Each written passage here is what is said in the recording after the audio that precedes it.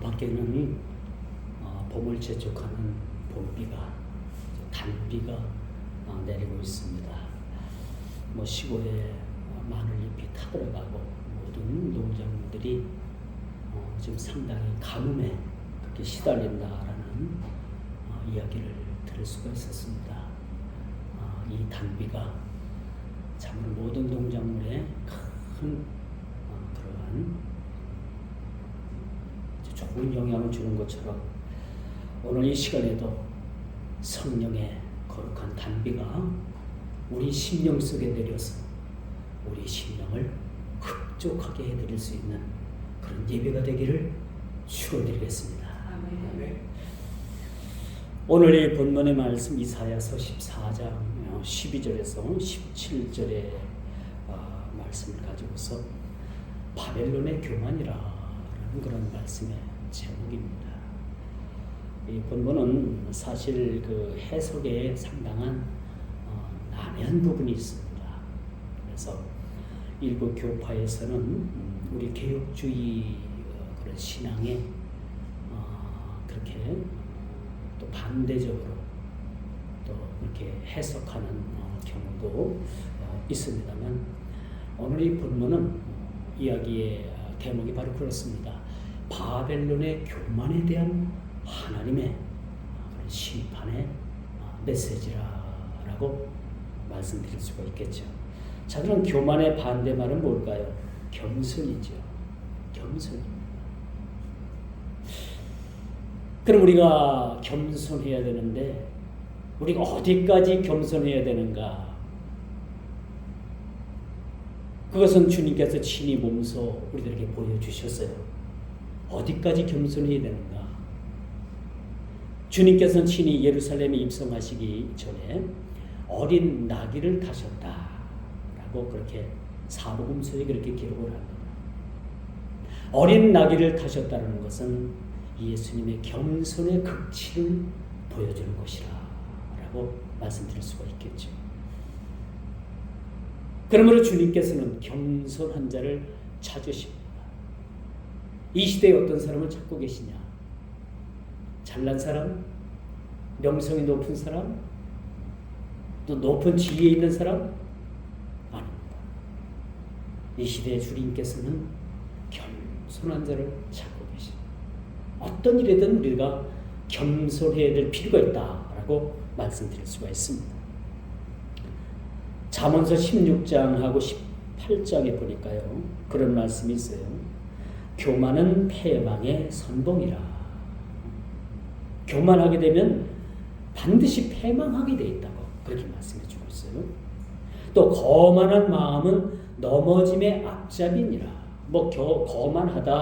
교만하다라는 말은 같은 동의어로 그렇게 우리가 이해할 수가 있죠.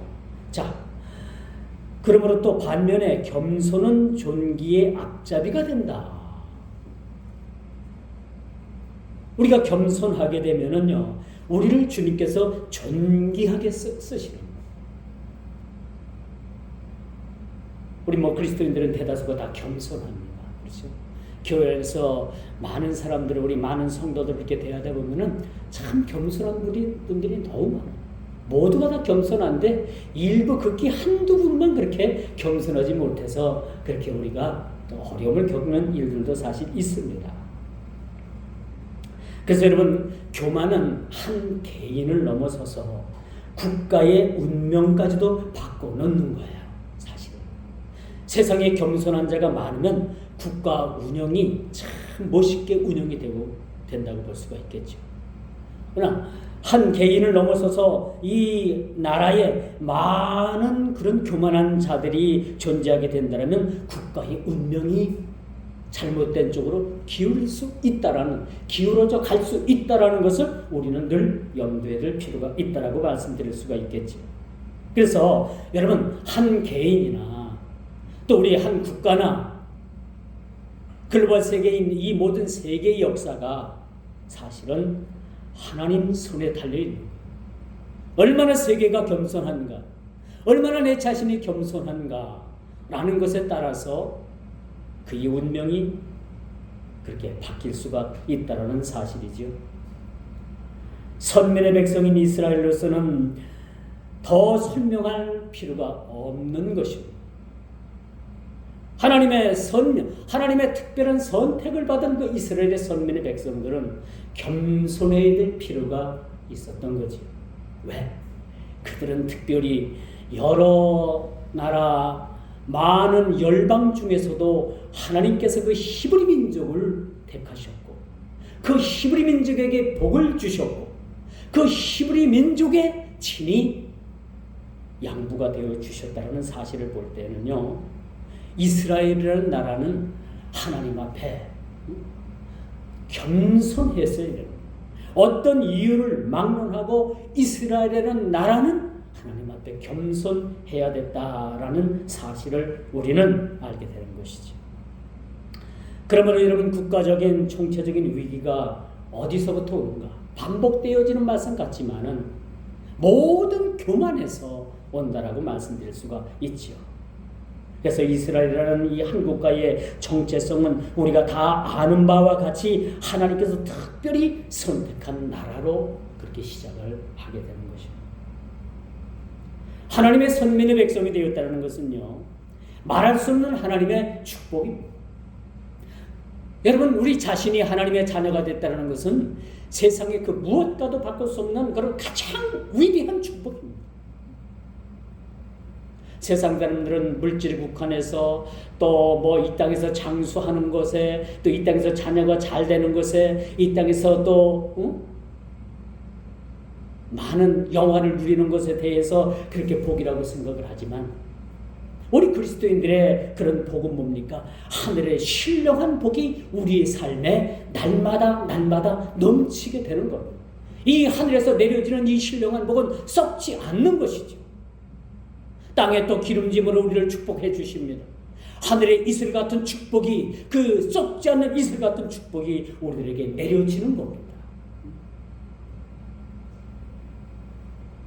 그러나 이스라엘의 위기와 시련은 하나님을 거역하고 우상제로 인해서 그들은 나라 없는 민족으로 유리하게 되는 그런 안타까움을 우리는 성경 역사를 통해서 살펴보게 되죠. 요즘 한일 관계가 여러분 있어서 그동안에 있어왔던 외교적 마찰을 그렇게 해소하겠다는 정부의 제안에 적지 않은 의견들이 참 분분합니다.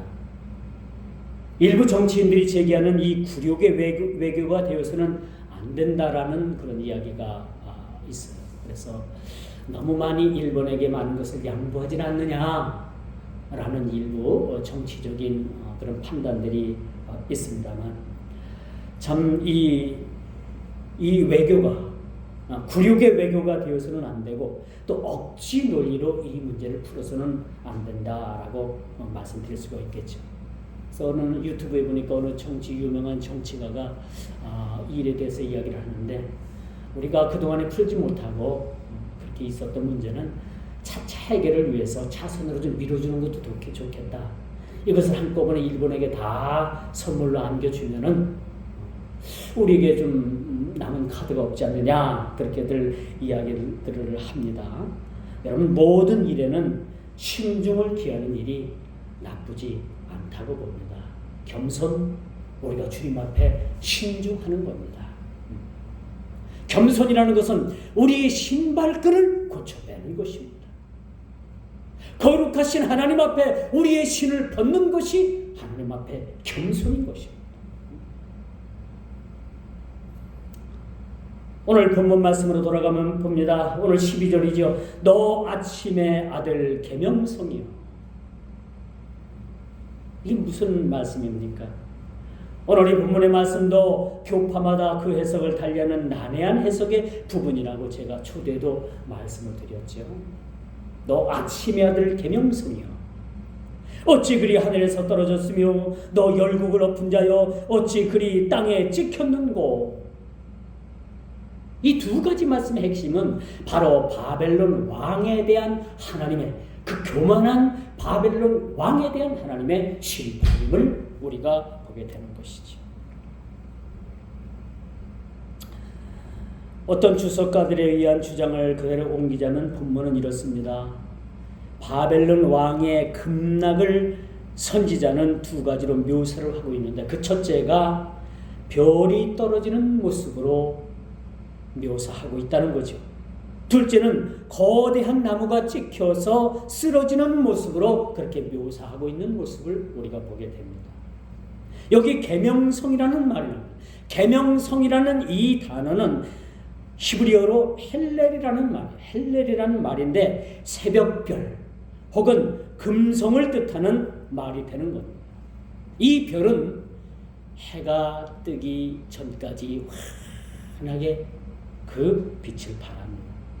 태양보다 먼저 떠서 동트기 전에 비친다는 의미에서 적절하게 아침의 아들로 묘사하고 있는데, 이것이 새벽별이에요. 새벽별, 샛별이라고 하죠. 금성입니다. 우리말로 말하면. 그런데 여러분, 중세나 이 초대교부 이 교부들은 이 새벽별, 이 계명성을 뭘로다가 해석을 했냐면 천사 루시퍼로 그렇게 해석을 하고 있다는 거죠. 이 벌게티역에 보게 되면 이 계명성을 루시퍼, 천사 루시퍼로 그렇게 이야기해 주고 있어요. 초대교회 교부 터툴리안이나 또 그레고리 대제는 누가복음 10장 18절을 근거로 해서 이 말을 사탄이 하늘에서 별같이 떨어지는 것이라 라고 그렇게 해석을 합니다. 그리고 그 이후로 루시퍼가 마귀의 왕을 가리킨다라는 아주 직접적인 그런 해석이 그렇게 중세에 해석되기도 했습니다. 이것은 대중적인 오해가 일어난 사실이죠. 오늘날도 많은 교파들이 이런 해석을 취하고 있어요. 오늘 이 본문의 말씀을 그 마귀의 사탄의 왕인 루시퍼가 하나님을 대적하다가 그렇게 별과 같이 땅에 떨어졌고 땅에 나무와 같이 찍혔다라는 의미에서 해석을 합니다. 이것이 약간 그레고리적인 그런 해석이죠. 그러나 우리 개혁주의적인 신앙의 해석은 좀 달라요. 우리 교파가 해석하는 이 해석은 어떤 해석인가? 이 말씀을 주의 깊게 살펴보면 선지자가 사단을 의식해서 기록한 메시지가 아니라는 거예요. 오늘 이 본문은 이사야가 이 사단을 의식해서 이 말씀을 기록한 것이 아니라 하늘 끝까지 높아지려고 한 한 개인, 한 사람의 그 교만한 그 바벨론 왕, 더 크게는 바벨론의 그 제국을 의미한다라는 의미에서 우리가 개혁주의적인 그런 신학에 비추어서 해석을 하게 되는 겁니다. 여러분, 이 해석이, 제가 두 가지 해석을 지금 여러분들에게 말씀을 드렸는데 어떤 해석이 더 여러분들에게 귀에 좀 많이 들어옵니까?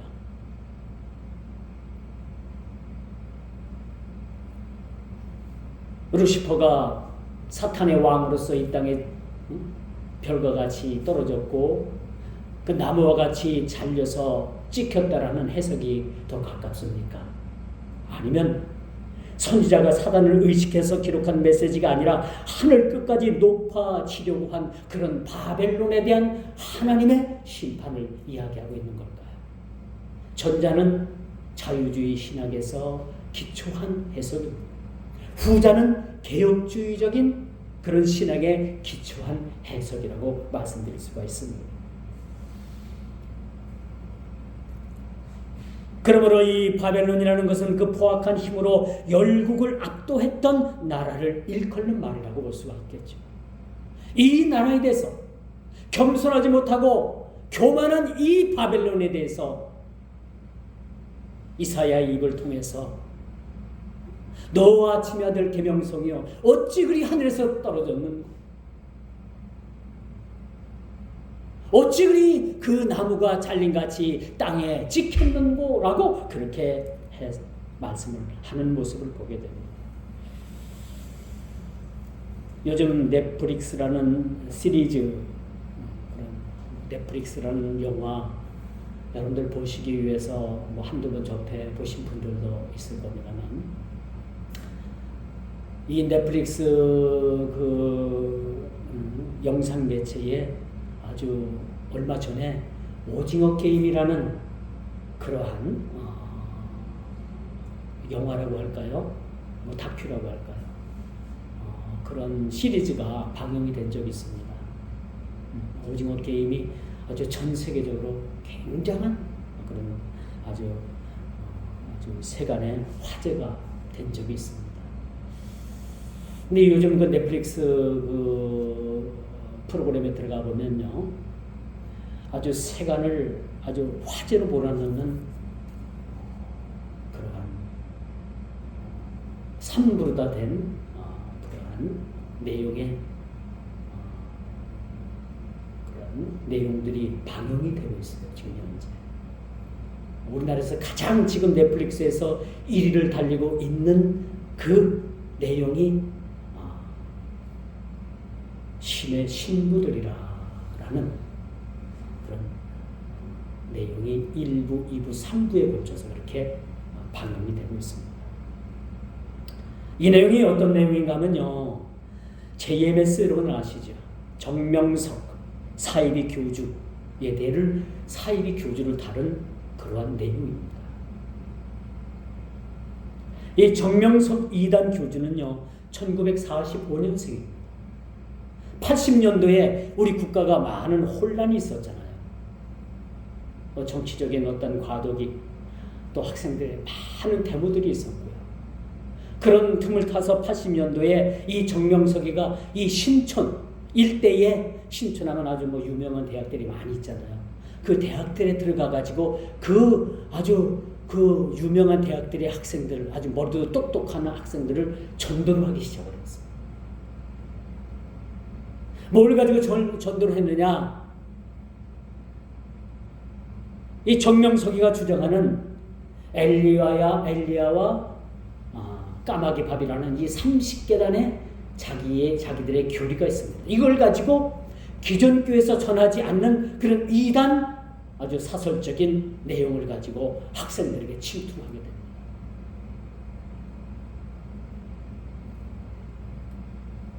이 대학가에 안 들어가 있는 이 대학이 없었어요. JMS. 이 JMS가 여러분 정명석이라는 이름의 이니셜입니다. 뭐라고 그들이 해석을 하냐면요, 이 정명석이라는 이름을 J, Jesus, M, Morning, S, Star. JMS 정명석을 Jesus, Morning Star라고 그렇게 해석을 합니다. 아침에 새벽별이라는 얘기죠. 자기가 메시아 예수 그리스도라고 스스로를 그렇게 지칭을 하고 있습니다. 그 스스로를 그리스도라고 그렇게 부릅니다. 새벽별이라고 자기 자신을 그렇게 소개를 합니다. 이 대학가에 들어가가지고 많은 그런 엄청 문란한 잘못을 그렇게 저지르게 됩니다. 제가 이 강단에서 이런 말할 수는 없지만 여러분들이 조금 관심이 있는 분들은 한번 들어가 보십시오.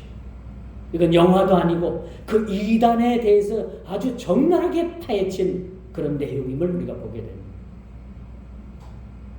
여러분 대한민국에도 여러분 놀라운 사실이지만 자칭 예수라고 하는 자들이, 실존하는 자들이 200명이 넘는데요. 얼마나 많은 그런 이단 사이비들이, 자칭 주라고 하는 자들이 얼마나 세상에 많이 나와 있는가라는 것을 우리가 보여주게 되는 것입니다. 다시 13절 말씀을 한번 돌아가 봅니다. 13절 말씀을 한번 제가 읽어보겠습니다. 내가 내 마음에 이르기를 내가 하늘에 올라 하나님의 묵별 위에, 내가 북극 지폐의 산 위에 앉으리라 라는 말씀을 오늘 본문을 통해서 우리가 접하게 되는 거죠. 이 말씀은 인간의 교만의 극치가 얼마나 극에 달아있는가라는 것을 우리가 보게 되는 겁니다. 하나님 보좌와 동등됨을 취하겠다라고 그렇게 말해주고 있는 거예요. 속된 말로 하나님과 동급이라는 말을 스스럼 없이 그렇게 하는 모습을 보게 돼요. 이단 사이비들의 특징이 바로 그겁니다. 자신이 하나님이라는 거예요. 자기 자신이 예수 그리스도라고 그렇게 자기 자신을 소개를 합니다.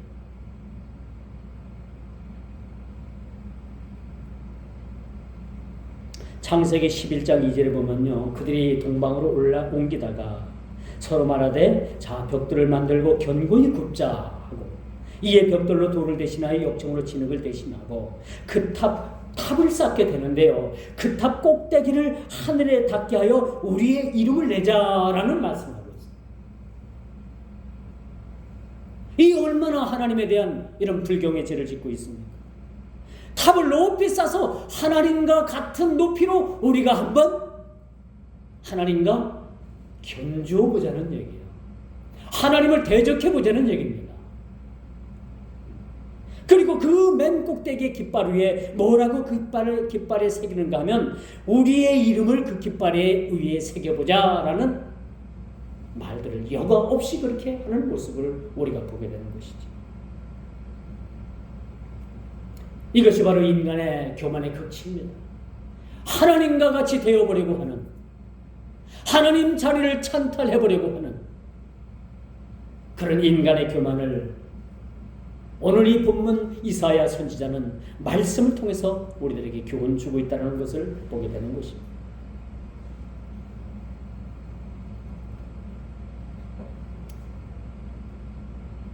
그러므로 지극히 높은 자와 같이 같아지리라 라는 14절의 말씀을 우리가 연이어 볼 수가 있습니다. 지극히 높은 자와 같이 같아지리라.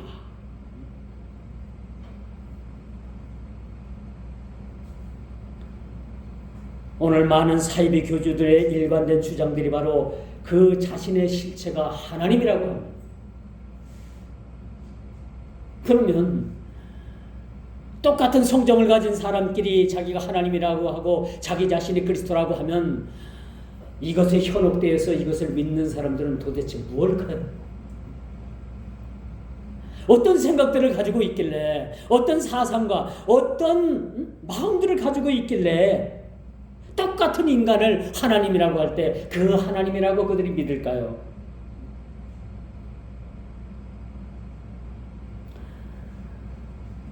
이들의 주장은 그렇다고 할지라도 허무맹랑한 이 가문 이스라엘에 속아서 온갖 죄를 짓는 자들은 우리가 어떻게 바라봐야 할까요?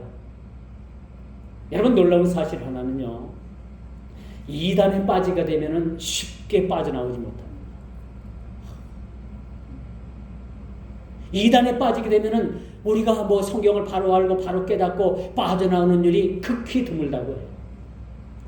그 이단에 빠지게 되면 결국은 나오지 못합니다. 깨닫고 잘못됐다는 것을 알아도 이미 그들은 그 쇠사슬로 얽매여서 도저히 빠져나오지 못하도록 그렇게 만들어버린다고 합니다. 이처럼 미혹의 영에 사로잡히게 되면 분별력이 흐려지게 되는 거죠. 지극히 높은 자, 하나님과 동등됨으로 스스로 취하려는 자들이 정체가 누구라고 생각을 합니까? 바로 오늘날 이단 사이비 교주들입니다. 그 대표적인 예가 신천지 그 이만희. 여러분, 세종시를 나가다 보면 여러분 가는 오른쪽에 큰 건물이 하나 있어요. 엄청나게 규모가 큽니다. 그렇게 큰 건물을 짓고 이제는 그들이 전에는 이제 숨겨서 얼굴도 안 보이고 그렇게 포교 활동을 했는데 지금은 이제 얼굴을 드러냈습니다. 드러내놓고 자기네들 그 잘못된 교리들을 설파하는 모습들을 제가 지난주에도 말씀을 드렸습니다만 이런 일들이 점점점 이제 횡행하고 점점점 이것이 극에 달할 것이라는 것을 우리는 예견해야 될 거예요. 지극히 높은 자 하나님과 동등됨을 스스로 취하려는 자들의 이 정체 우리는 경계해야 합니다. 마지막 때가 되면 여러분 일대 혼란이 오게 됩니다. 여기 해선생이 왔다더라 저쪽에 무슨 달 선생이 왔다더라 하면 사람들이 이리저리 막 쏠림 현상이 일어나게 된다고요. 이게 제 이야기가 아니라 마지막 때 일어나는 그런 현상들입니다. 여기저기 막 쏠림 현상이 일어나게 됩니다. 우리는 이들의 정체에 대해서 분명하게 성경을 통해서 직시해야 된다는 사명을 가지고 있습니다.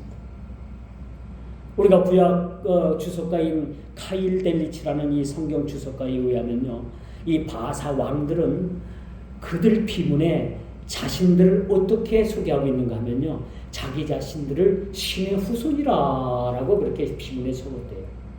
심지어는 신들이라고까지 새겨 넣었다라고 그렇게 얘기를 합니다. 바울이 아덴이라는 지역을 이렇게 이제 가서 전도를 하게 되는데, 거기서 아주 좀 우리 특이한 사항이 있었어요. 어떤 비문에는 이름 모를 신들에게라라고 하는 그런 비문을 적어놓고 그들이 그것을 숭배하는 모습을 보게 되는 것이죠. 2000년 전이나 지금이나 마찬가지입니다. 맹목적인 그런 종교적인 그런 신앙을 통해서 많은 사람들이 허무한 그런 우성이 빠지는 죄를 범하고 있는 사실들을 우리는 보게 되는 거죠.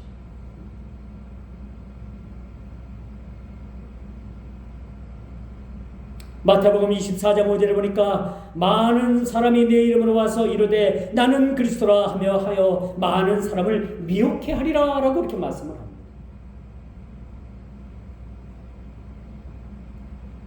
또한 요한일서 1장 7절에 보니까 미혹하는 자가 이미 세상에 나왔다라고 이렇게 말씀해 주고 있습니다.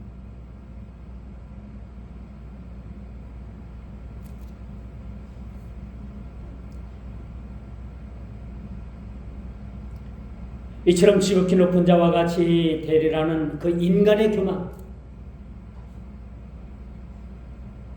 이것을 하나님께서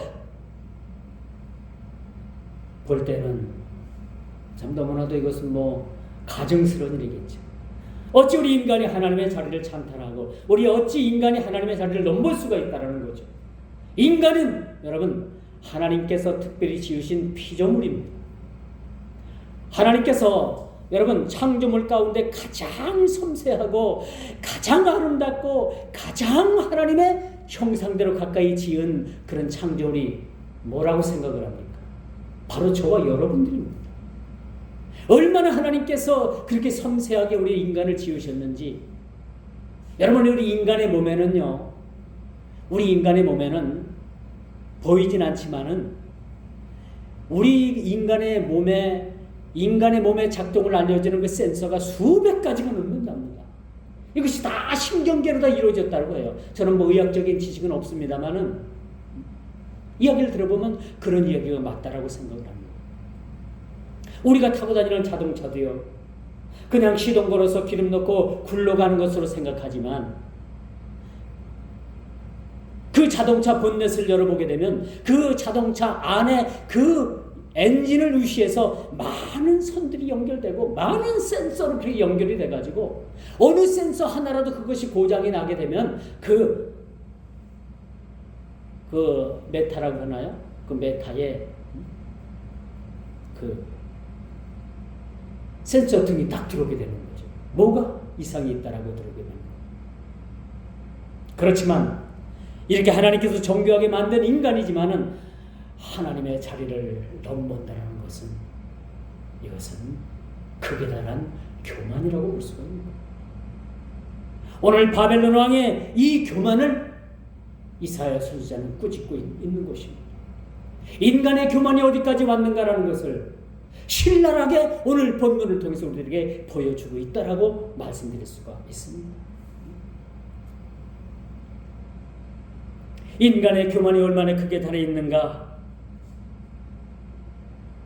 이것을 바벨론 왕을 지칭하는 그런 말씀이기도 하지만 오늘 이 말씀을 통해서 우리가 우리 자신을 한번 비춰봐야 됩니다. 나는 하나님 앞에 겸손한 사람인가? 나는 하나님 앞에 진정 겸손한 사람으로 내가 살아가고 있는가? 아니면 내가 조금이라도 내 마음속에 교만한 마음은 있지 않는가? 우리 스스로를 한번 깊이 생각해 보는 것도 좋은 그런 교훈의 말씀이라고 볼 수가 있는 것입니다. 이제 말씀의 결론을 맺습니다. 한 제국의 교만이나 한 개인의 멸망에 주는 이 교훈은 교만을 삼가하고 오만한 언행을 삼가하라는 그런 말씀이라고 볼 수가 있습니다. 여러분들은 다 겸손한 줄 저는 너무나도 잘 압니다. 겸손하기 때문에 여러분들이 참으로 주님을 이 시간 주님 앞에 나와 우리가 예배하고, 세상 사람들은 이 날을 여러분 하루의 쉼으로 생각을 하고, 우리도 마찬가지죠. 그리스도 안에서 하루의 쉼을 우리가 얻게 되는 거예요. 6일 동안 직장 생활하는 분들은 오늘 하루가 참 육신적으로 좀 쉬어야 되는 날이기도 한 것이 사실입니다. 그러나 우리가 피곤함을 우리가 기도하고 우리가 주님 앞에 나와서 우리의 영혼과 우리 육신의 진정한 쉼이 무엇인가를 우리가 깨닫고 예배자로서 이 시간 저와 여러분들을 하나님께서 부르셨다는 그 사실에 대해서는, 하나님께서 저와 여러분들을 예배자의 자리로 초대해 주셨다는 것은 얼마나 우리가 하나님 앞에 감사한 일이 아닌가라는 생각을 가지게 하는 것입니다. 우리는 교만을 삼가해야 합니다. 오만한 언행을 우리가 삼가해야 되는 것입니다. 그리고 우리가 겸손해야 됩니다. 첫째도 겸손이요, 둘째도 겸손이요, 셋째도 겸손입니다. 우리부터가, 나부터가 하나님 앞에 겸손하다면 우리들이 섬기는 교회는 희망이 있습니다. 이 사회는 희망이 있습니다. 이 대한민국이 희망이 있습니다.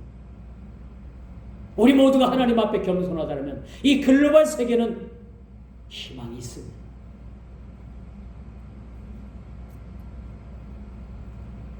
주님께서는 겸손한 자를 찾아 쓰십니다. 어디까지 겸손하라고요? 주님께서 나귀를 타고 예루살렘에 입성하시는 그 모습까지. 나귀는 얼마나, 나귀를 탔다는, 어린 나귀를 탔다는 것은 얼마나 그의 겸손함을 보여주게 됩니다.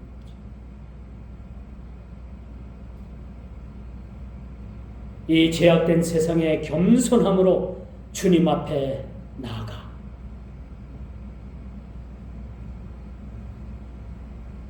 주님 앞에 기 쓰임받는 그런 성도들의 삶이 되기를 주님의 이름으로 축원하면서 말씀을 맺도록 하겠습니다. 기도합니다.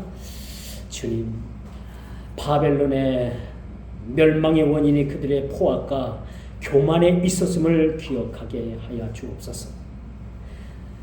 그들의 교만은 결국은 그들이 멸망을 자초한 사실을 교훈 삼게 하여 주옵소서. 그러므로 겸손한 자를 찾으시는 주님 앞에 자신이 더욱더 겸손함과 모든 교만을 경계하는 마음으로 우리가 이 땅을 살아가게 하여 주옵소서. 겸손은 차선이 아니라 최선이라는 것을 우리의 신앙으로 고백하게 하여 주옵소서. 예수님의 이름으로 간절히 기도드리옵나이다. 아멘.